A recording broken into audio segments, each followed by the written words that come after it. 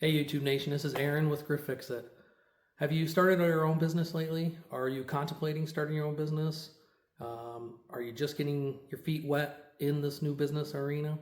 I'm going to give you 10 things that I think are key to getting your handyman slash trade business up and going, rocking and rolling, and collecting money in no time. So stay tuned.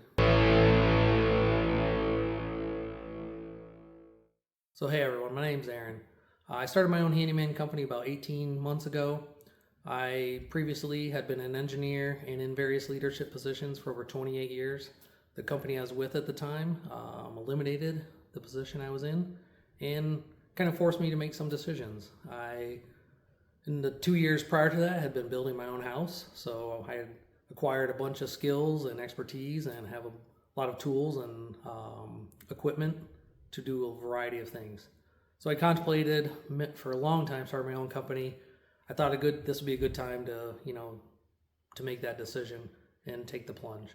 So along the way, I learned a bunch of stuff, and my whole channel is gonna be devoted to sharing all those things with you, a bunch of DIY tips and just business know-how that I think will help you in your journey. Some of you probably already know a bunch of this stuff or have gone through it, so I look forward to your feedback.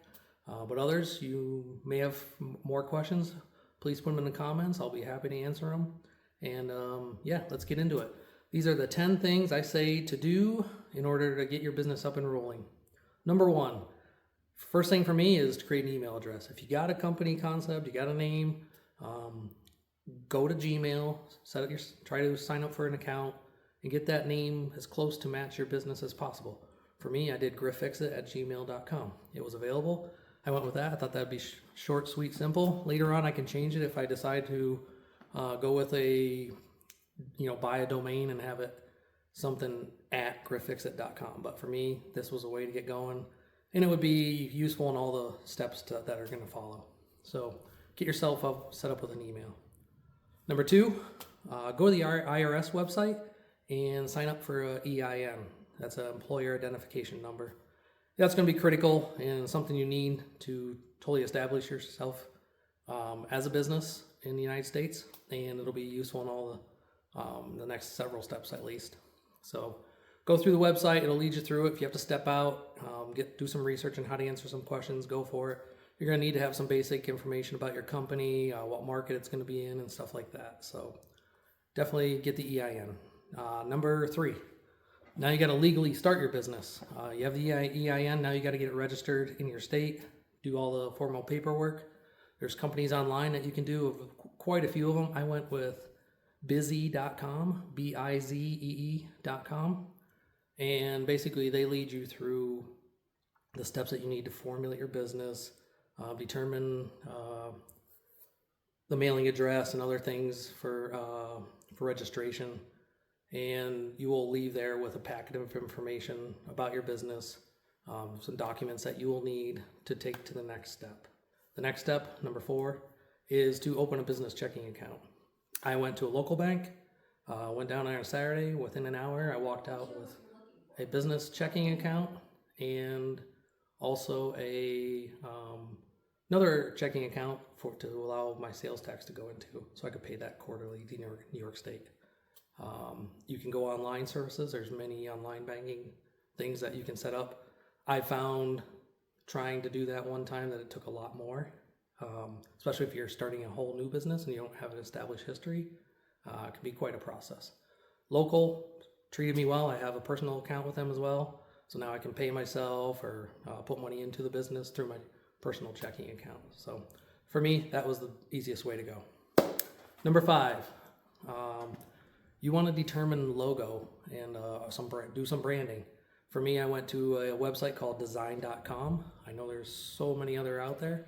Just start searching it and it'll appear all over your Instagram, Facebook, stuff like that. So that allowed me to go in, work with ideas and generate some ideas, some concepts, create my own logo, pick a package I wanted. Basically, I didn't need full-blown thing. I was going to create my own website. Wanted to be able to do that work, do a lot of my own social media stuff. So I just needed basic logos, things I could go into and change the color scheme when I wanted to. They allowed you to download PNGs, and once you do it, you pay a one-time fee, and you can utilize their website or to do these different things throughout the time. They also have templates available that you can customize and download and put things up on your social media for advertising and just generate leads basically. So that was key. I also, once I downloaded that, was able to create t-shirts, hats. I have a Carhartt vest and a Carhartt jacket that I use that I was able to put logo on. I think the vest has it on the chest and the Carhartt jacket has a nice big logo on the back. So doing that I think is key, helps differentiate you from others, really shows level of professionalism that maybe some others don't. And in the trades, I think that's key. I think trying to show that you're not the normal guy that maybe people have had experience with in the past, that you are a professional, you want to take your business seriously and take it to the next level compared to others. This is a key part of that, I believe. That also builds into step number 6, and that's website creation, and also goes along with number 7, social media accounts, creating social media accounts for your business. And marrying those two together. Your website should refer to your social media accounts. Your social media account should link to your website. I wanted the website, again, to show my past work. I don't have a lot of connections and history in this thing with people, so I wanted to be able to show them what I've done on my own. So I have a gallery, I have a section about me that shows I'm a real person, shows what I look like, shows, hopefully, again, very professional. Gives some of the history and why I got into this and when I got into it. So I think those are key things to, once again, show your professionalism. They can link to your accounts, your social media. So your social media is going to be places where you're starting to advertise yourself, show your work. You're going to reach out to others on community boards to discuss projects and their needs, and you can put your website in there and it'll link to that. They can quickly click on that and see who you are, get some insight into you. It also will show up on searches, and people can find you, check out your website, and you get cold leads through that. So I use the website generation site called WordPress.com. Basically free, except I bought my own domain name. So if you go to griffixit.com, that's my website. Nothing revolutionary, nothing extreme, just pretty simple thing. I've established it 18 months ago and probably updated it every 2 or 3 times over the past 18 months. Nothing, like I said, just something people can refer to learn about you, but you don't have to be in there every day creating and changing things. Your social media account is where you do all that. And those, you basically go and sign up for those business accounts, and it's pretty easy. You can connect it to your personal accounts, and it works out wonderfully. And again, point all those back and forth and refer to themselves or each other through those social media accounts. Number 8, Google business profile. You've already done your business email. Now you want to go in and formally establish yourself as a business with Google. This will help with web searches if people are just searching plumber, electrician, drywaller, handyman near me. This is how you're going to get some extra leads through that. So establish your Google business profile, do all the steps to get that fully registered, and that'll really help out. Number 9, now you're probably starting to get some information, get some people interested in your business. Before you actually go out and do the work, you need liability insurance.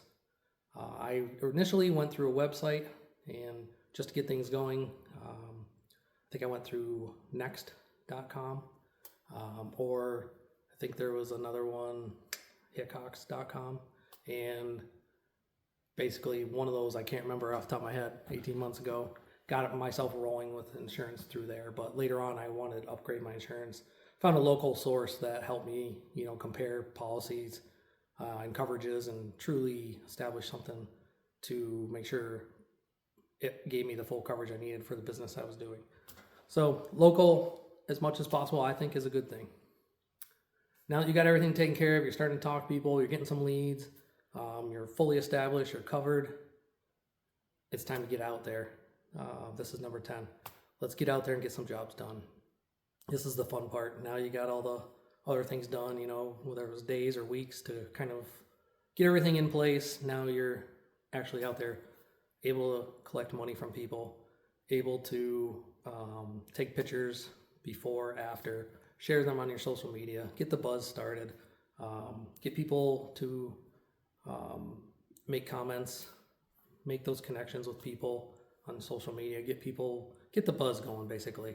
You want people to start talking about your business and giving you kudos where it's deserved and referring other people to you. So the key to all this, I believe, is, like I've said many times throughout this video, being professional, being an awesome communicator, going out of your way to differentiate yourself from some of the, especially in the handyman industry, which probably is a bad name due to some, older stereotypes people have with people that do this kind of work. For me, and what I've done, my background, I want to be totally different than everyone else. I charge a little more, but I also back that up with extreme professionalism, amazing communication throughout the whole process, great quality of work, and just really try to make things personable and make relationships with people. 1, to get return work, 2, to get referrals, and 3, just to be a good person. I didn't get into this all for the money. I do it because I enjoy working with people and helping out others. So to me, that's a big part of the job and a big part of why I'm doing it. So I'm hoping all this helps. I'm hoping it sparks some questions, some interest in things. If you have questions, comments, leave them below in the comments section. If you like this and think there's content here that can serve you well in the future, please subscribe.